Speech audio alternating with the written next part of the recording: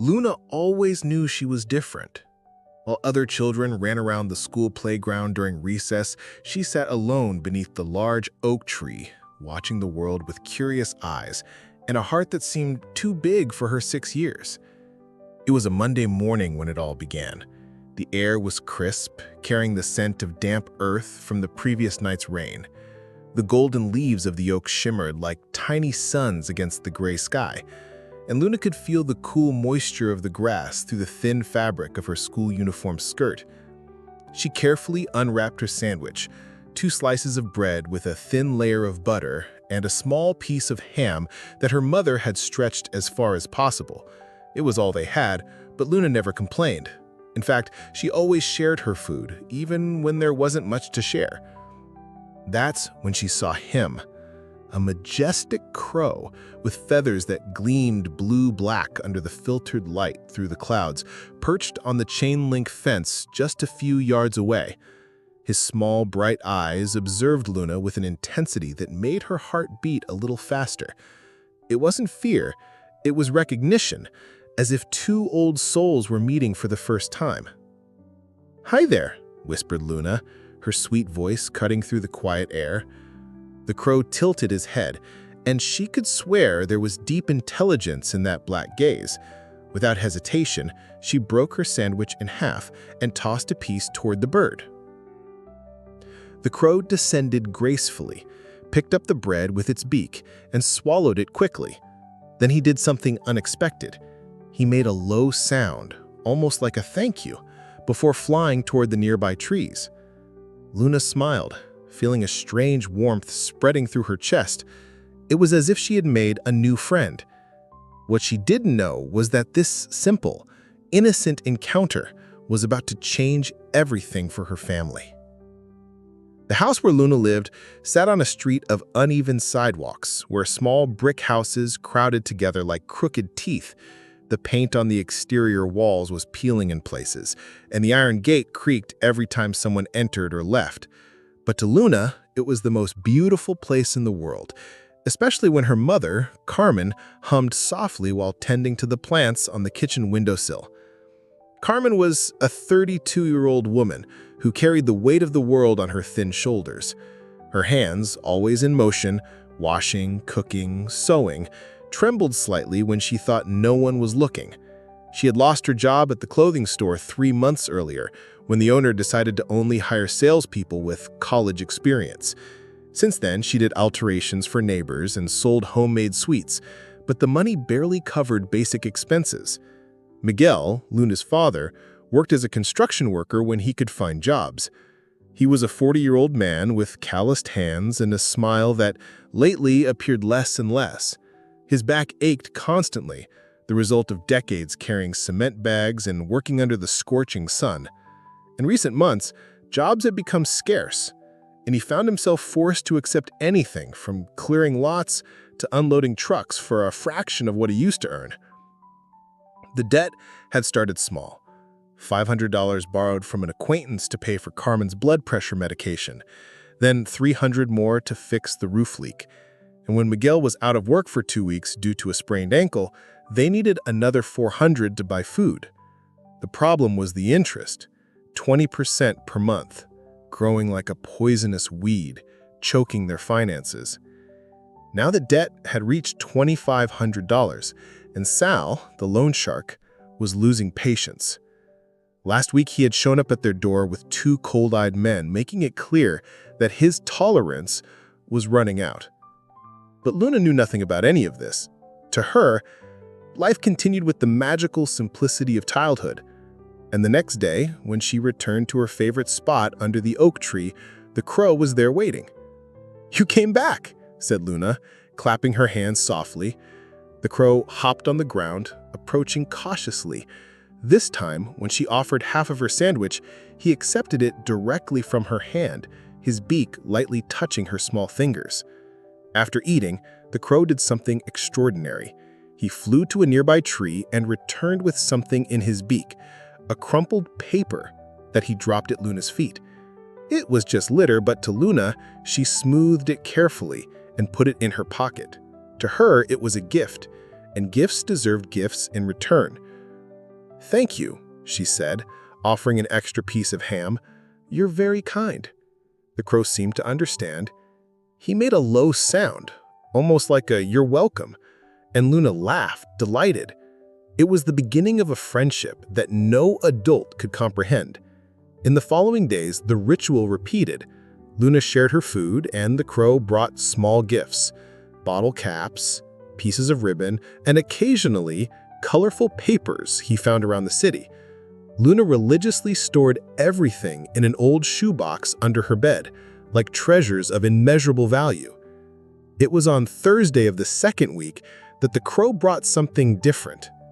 Luna was sitting in her usual spot, thoughtfully chewing a piece of bread, when the crow landed in front of her with something different in its beak. It wasn't litter this time. It was a $5 bill, a bit crumpled, but clearly real. Luna took the paper, turning it in her small hands. It was beautiful, green and intricate, with complex patterns that gleamed under the light. To her, it was simply the most beautiful gift she had received so far, much more interesting than the bottle caps or pieces of common paper he usually brought.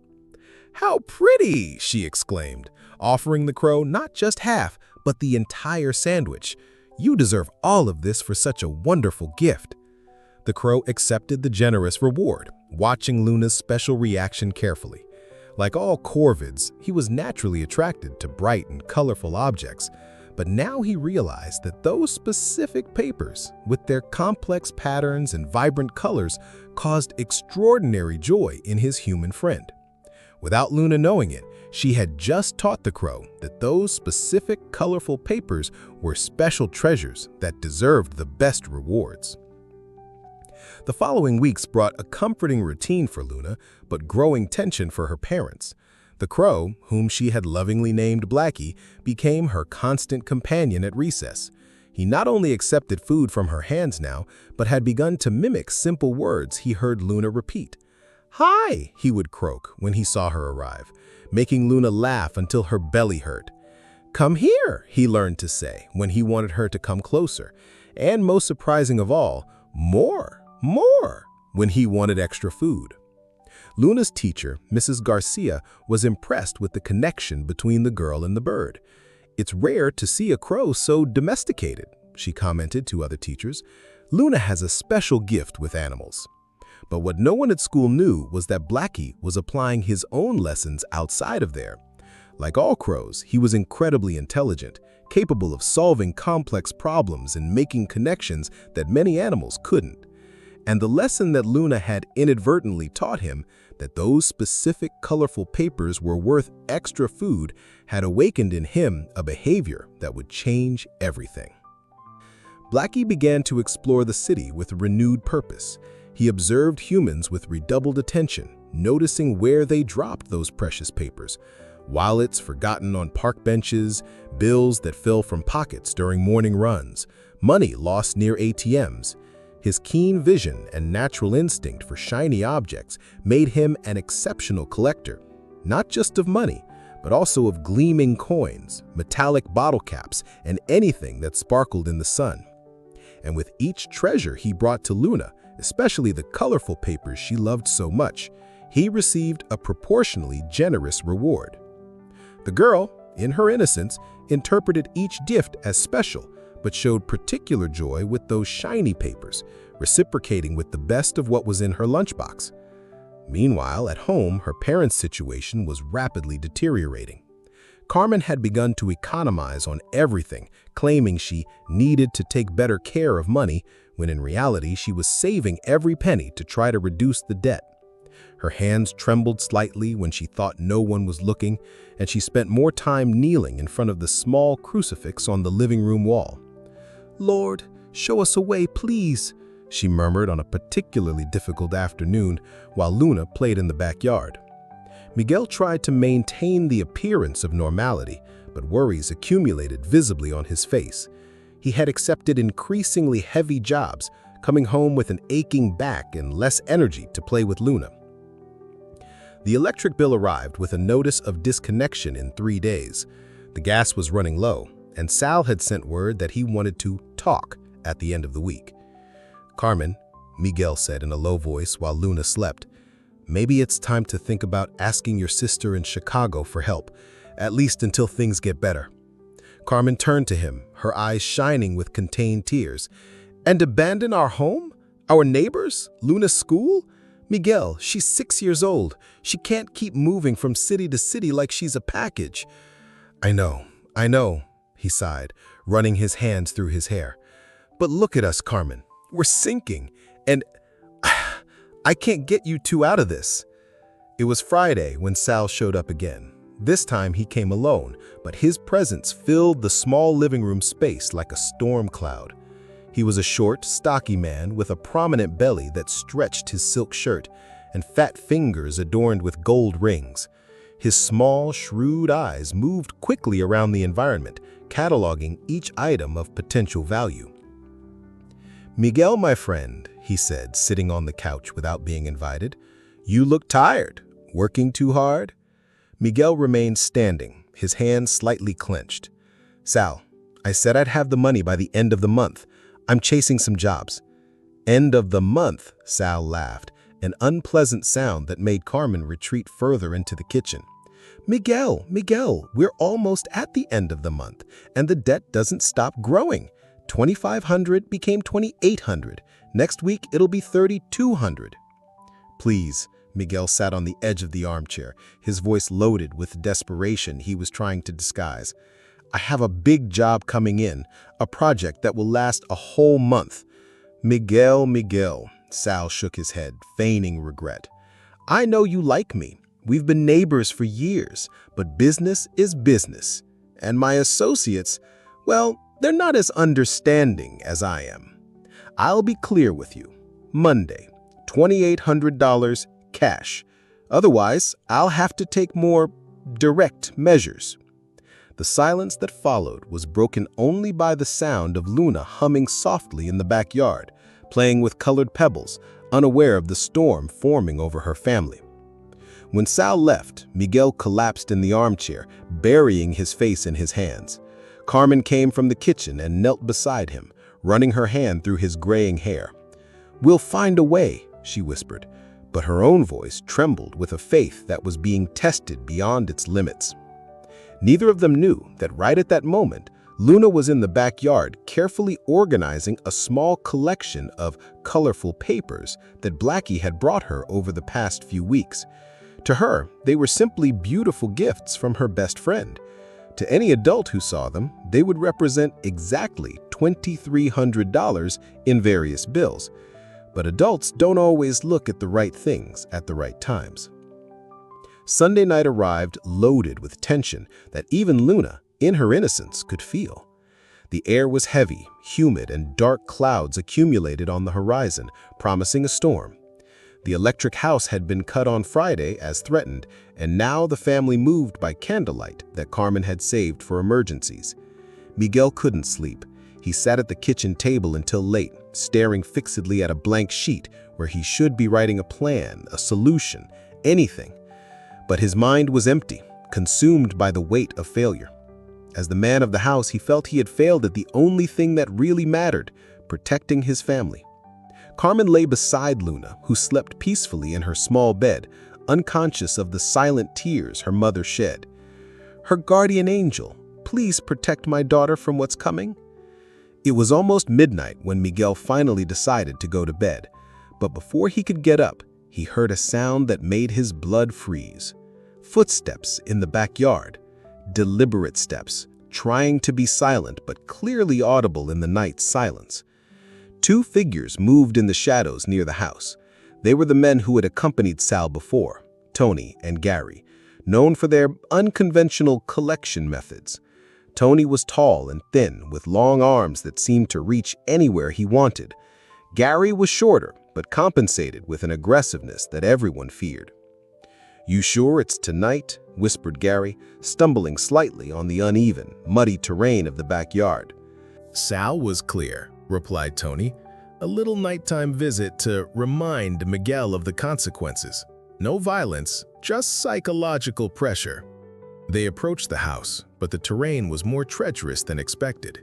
The afternoon rain had left the ground slippery, and the trees created confusing shadows that made vision difficult. What they didn't know was that they weren't alone in the backyard. Blackie had slept in the willow tree near Luna's window, as he did every night since discovering where she lived. Crows are naturally territorial and possess exceptional hearing. He heard the intruders long before they approached the house. When he noticed the invasion of his territory, Blackie reacted instinctively. He flew low between the trees, emitting the high, aggressive caws typical of crows defending space, but mixed them with the human sounds he had learned from Luna. "Hi," echoed in the darkness, coming from seemingly nowhere. Tony stopped abruptly, grabbing Gary's arm. "Did you hear that?" "Hear what?" "A voice.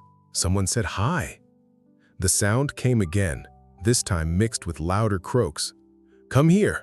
Caw, caw, caw." For two already nervous men, invading a property in the middle of the night, the combination of aggressive animal sounds with inexplicable human words in total darkness was deeply disturbing. "Who's there?" shouted Gary, trying to sound intimidating but clearly scared. The answer came as an echo between the branches, mixing a child's sweet voice with the threatening sounds of a large bird defending territory. More! Caw, caw, caw!" Tony began to back away. "Man, there's someone hiding there. Or something." Then came the most frightening sound of all, the cheerful laughter that Luna had taught the crow, mixed with sharp croaks echoing from the darkness with no visible source. "Ha ha ha! Caw caw! Ha ha ha!" "That's not human," shouted Gary, and both men ran off, stumbling on the uneven terrain with the mixture of childish laughter and aggressive croaks pursuing them in the darkness. Blackie perched on Luna's window, satisfied with his work. He didn't fully understand what had happened, but knew he had protected his friend from some danger. His crow instincts, territorial and protective, had taken over. Inside the house, Miguel remained motionless for long minutes, his heart beating strongly in his chest. He had heard everything, the intruders' voices, the mysterious responses, and finally the sounds of desperate flight. He couldn't explain what happened, but knew that his family had been protected by something beyond human understanding. Carmen appeared in the kitchen, wearing a thin robe over her nightgown. "Miguel?" I heard shouting. Was something happening? Miguel pulled her close, hugging her firmly. "I don't know exactly what it was, but I think someone up there is watching over us." The next morning, Sal received a phone call from his men. Gary could barely form coherent sentences, talking about ghostly voices and spectral laughter. Tony, trying to sound more rational, insisted that the house was haunted and that they wouldn't return there, not for all the money in the world. Sal, a practical man, didn't believe in ghosts, but he believed in his employees' superstitions and knew that scared men were useless men. He decided to give Miguel one more day to find the money. Just one day. But one day would be enough for a small, silent miracle to finally be discovered. Monday dawned with a shy sun filtering through the simple curtains of Luna's room. Carmen woke early, as always, but this time with a different purpose. She had spent the previous night praying with an intensity she hadn't felt in months, and something in her heart, a small flame of hope that refused to go out, impelled her to clean the house as if preparing the ground for something new. Miguel had left before dawn for a half-day job that would only pay $80, but it was all he could find. Every penny mattered now, even knowing it was far from enough. Luna was at school, sharing her lunch with Blackie, as she did every day, completely oblivious to the tension surrounding her family. To her, this was just another happy day in the company of her best friend. Carmen decided to take advantage of the quiet morning to organize Luna's room. The girl was careful with her things, but there were some shoe boxes under the bed that needed to be checked. Perhaps they contained clothes that no longer fit and could be donated. She pulled out the first box, which was visibly heavy. She expected to find toys or old drawings, but when she opened it, her world stopped. Money. Lots of money. And not just money, shiny coins, some metallic bottle caps that gleamed, and even small golden objects that looked like costume jewelry. 5, 10, 20, $50 bills organized in small piles next to coins of various denominations, some crumpled, others folded, but all clearly real. Carmen picked up a bill with slightly trembling hands, took it to the window to make sure she wasn't dreaming. The sunlight confirmed what her eyes saw. It was real money. "My God," she whispered, sitting on the edge of the small bed. She began to separate the money from the other objects, carefully counting each bill and coin. 500, 1,000, 1,500, 2,000, 2,100. When she reached $2,300, Carmen stopped counting and began to cry silently. They weren't tears of sadness, but of profound relief. It wasn't exactly the dead amount, but it was almost everything. More money than they had seen together in months. With a few dollars Miguel would earn at today's job, it would be enough. But where had it come from? The answer came when Luna returned from school. Carmen was waiting for her in the living room, the box of money on the coffee table, trying to process what she had discovered. "Mom!" Luna ran to hug her, as always. Blackie was especially happy today. He said hi 3 times in a row. Carmen knelt at the girl's height, gently holding her small shoulders. "Luna, sweetheart, I need to ask you something very important. Do you know where this money came from?" Luna looked at the open box and her eyes lit up. "Oh, you found my gifts. Blackie gives me one almost every day. Aren't they beautiful, Mom? They shine and have such pretty colors." "Blackie? The crow from school?" "Yes, he's my best friend. I give him food and he brings me gifts. I save them all because they're very special." Luna held her mother's hand. "Do you want all of them, Mom? I can give them to you." Carmen pulled her daughter into a hug so tight that Luna almost lost her breath. Tears ran down her face, wetting the girl's hair. In that moment, she understood that she had witnessed something that defied all logic, but at the same time made perfect sense to someone who had faith. "My daughter," whispered Carmen, "you just saved our family." When Miguel arrived home 2 hours later, he found Carmen and Luna in the kitchen, preparing a more elaborate dinner than they had had in months. The lights were on. Carmen had gone to pay the bill right after discovering the money. The aroma of roasted chicken filled the house, and Luna hummed cheerfully while helping her mother peel potatoes. "What's happening here?" asked Miguel, confused but smiling for the first time in weeks.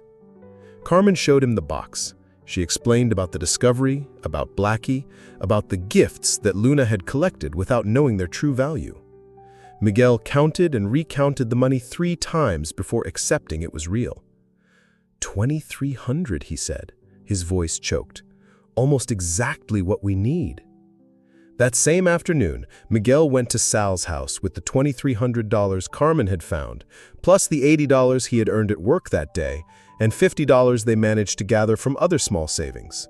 In total, $2,430.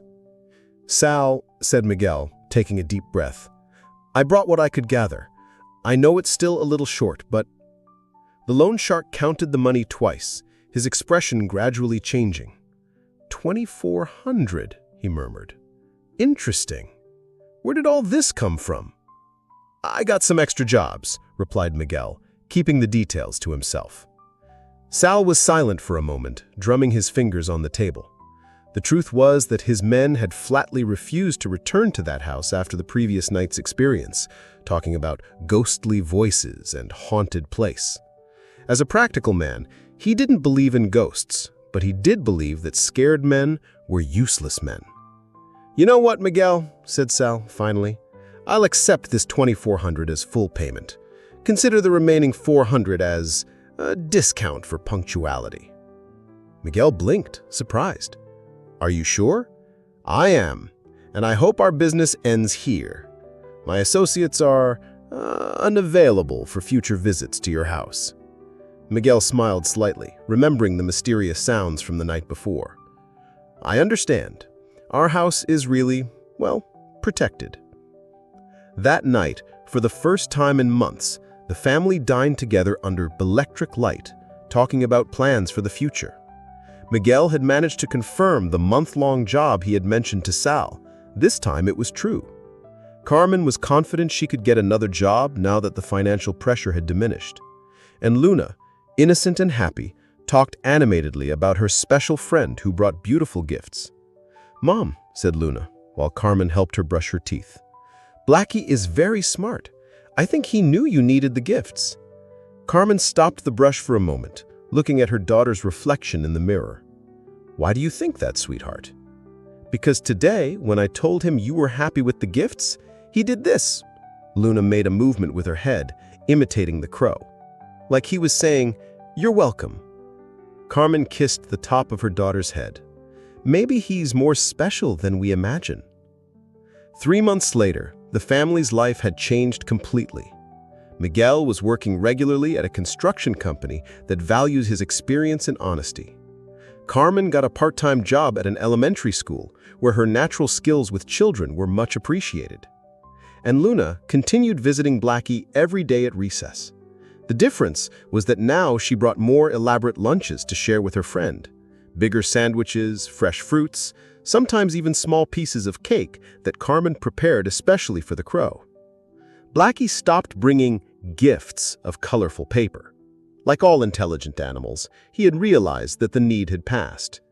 Now, he brought small flowers he picked along the way, interesting stones, or simply his company and his growing chatter. The family story had spread discreetly through the neighborhood.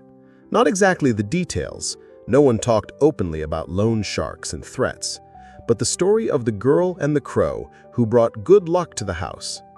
The neighbors began to observe Blackie with more respect, and some children from school tried to befriend other crows without much success. Carmen never stopped believing she had witnessed a miracle. Every morning before leaving for work, she stopped in front of the small crucifix on the wall and whispered a silent thank you. Not just for the financial salvation, but for learning that miracles sometimes arrive in the most unexpected forms. Miguel, a practical man, preferred to think about the natural intelligence of crows and his daughter's instinctive kindness. But in the quietest moments of the night, when he looked at Luna sleeping peacefully in her bed, he couldn't deny that something extraordinary had happened in their lives. And Luna continued being the same sweet and generous child as always, but now there was something new in her eyes, a serene confidence of someone who discovered that the world rewards kindness in mysterious ways. On a Friday afternoon, exactly 3 months after the money discovery, Luna was sitting under the oak tree when a new girl from school approached timidly. It was Sophia, who had recently moved with her divorced mother to a small house at the end of the street. "Can I sit here?" asked Sophia, pointing to the space next to Luna. "Of course," replied Luna, smiling. "This is my friend Blackie." She pointed to the crow watching from the nearby fence. "He's very smart and kind." Sophia sat down, observing the blackbird with curiosity mixed with caution. "My mom said crows bring bad luck."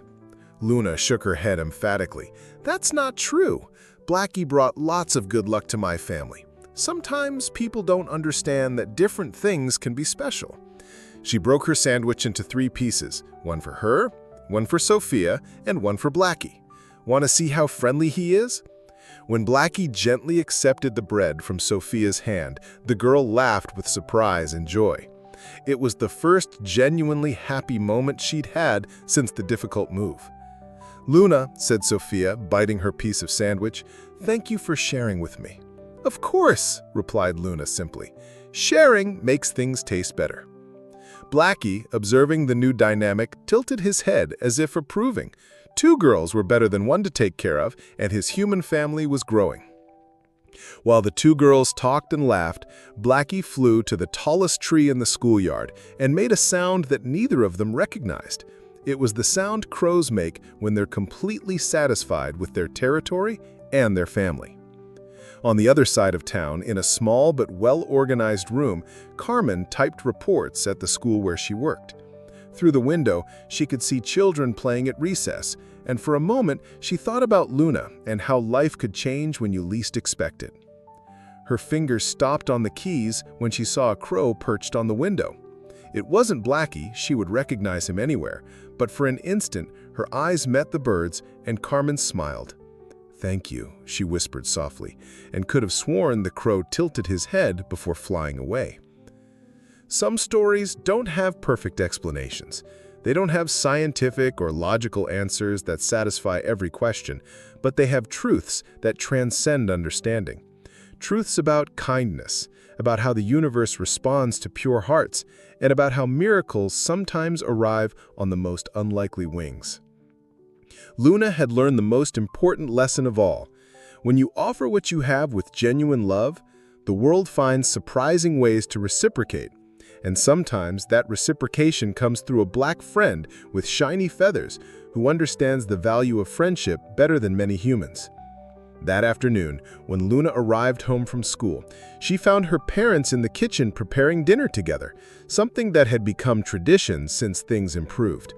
Carmen hummed softly while chopping vegetables, and Miguel whistled a cheerful melody while stirring something on the stove. "How was your day at school, my daughter?" asked Carmen, drying her hands on her apron before giving Luna a kiss on the forehead. "Very good. Blackie met Sophia today, and I think they're going to be friends too. And Sophia said she wants to learn to share lunch like I do." Miguel crouched down to Luna's height. "Are you teaching Sophia to be generous like you?" "I'm trying, but I think she already knew how. She just needed someone to share with." Carmen and Miguel looked at each other over their daughter's head, sharing a moment of silent pride. Their girl had not only been the channel of a miracle, she continued to be a daily source of wisdom and kindness. As the sun set, painting the sky with shades of orange and pink, Blackie made his final flight of the day to the willow tree in his favorite human's backyard. From there, he could see the family gathered at the kitchen table, the warm lights of the house creating an atmosphere of peace and gratitude. He didn't fully understand what had happened in recent months, but knew he had played an important role in the happiness of the people he loved. And for a crow, an intelligent and social creature, there was no greater satisfaction than protecting and caring for his chosen family. The stars began to appear in the dark sky, and Luna, after brushing her teeth and putting on her pajamas, ran to her bedroom window to say goodnight to her special friend. "Good night, Blackie," she whispered to the darkness. "Thank you for everything." From somewhere in the willow tree came a low, affectionate response. "Good night." Carmen, who was passing through the hallway at that moment, stopped and smiled. There was still magic in the world. There was still kindness that found impossible ways to multiply, and there were still friendships that transcend barriers between species, connecting hearts through the universal language of love. The next morning, Luna would wake up and run to school, eager to see Blackie and Sophia. The crow would bring perhaps a flower or an interesting pebble. Sophia would share her lunch too, and the cycle of kindness would continue to expand in ever larger waves. Because that's the true nature of miracles. They don't end when the problem is solved. They transform into something bigger, teaching us that generosity is the only currency that multiplies when divided, and that sometimes angels come with black feathers and ancient wisdom that recognizes purity when it encounters it. And in the neighborhood of small houses and big dreams, a 6-year-old girl would continue proving, one shared sandwich at a time, that love is the most powerful force in the universe, capable of moving mountains, opening hearts, and teaching even crows to speak the language of hope. Have you ever witnessed a moment when a child's pure kindness created something magical? Luna's story reminds us that sometimes miracles arrive through the simplest gestures and that generosity has its own intelligence. This is a fictional story created for entertainment. If it touched your heart, leave a comment sharing a moment of unexpected kindness you've witnessed. Share this video with someone who needs to believe in miracles. Subscribe for more soul-warming stories.